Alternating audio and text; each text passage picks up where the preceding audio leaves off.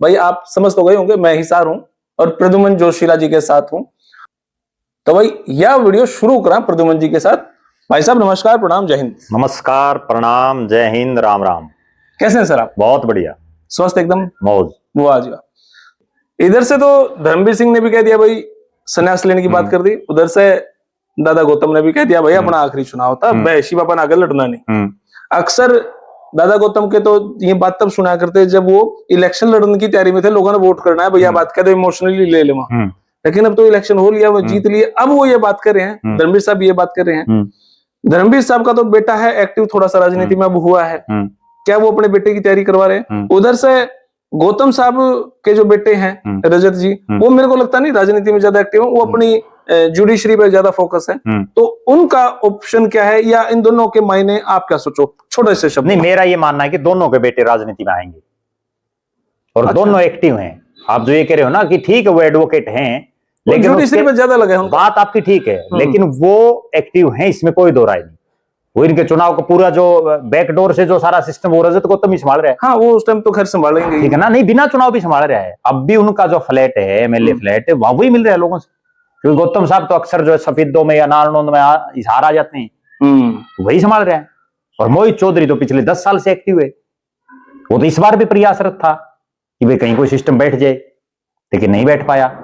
हाँ, एक बात और है, चौधरी धर्मवीर सिंह हो या जो है राम कुमार गौतम, पंडित राम कुमार गौतम हो, अक्सर ये बात कहते रहते हैं और लोग जो है अब इनकी बात सुन सुन के भी छिक लिए। ठीक है, लोग ये मानने हैं धर्मवीर सिंह के बारे में तो ये चर्चा है, ये जो कहता वो करता नहीं, ये दूसरा काम कर देगा।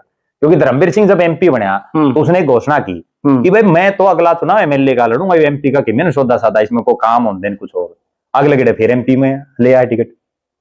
ठीक है, पिछली बार यूं कह दिया कि भाई जो है मैं तो वोट मांगता नहीं, किसी ने मोदी अच्छा लगे तो वोट दे दियो, तो लोगों ने फिर भी वोट दे दिए।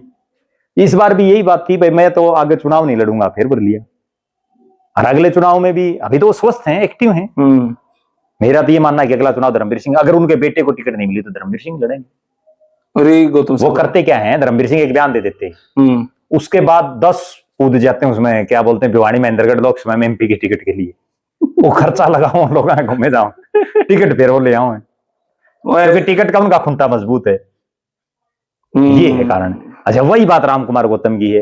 राम कुमार गौतम पिछली बार सभी तो लोग कुछ राजी हो गए थे भाई, दादा गौतम तो नाट गए, वो पहले के नारनौंद में भी खुश हुए थे। नारनौंद में पिछली बार बहुत लोगों के दिमाग में तो ये थी भाई राम कुमार गौतम इस्तीफा देके उपचुनाव कराएंगे।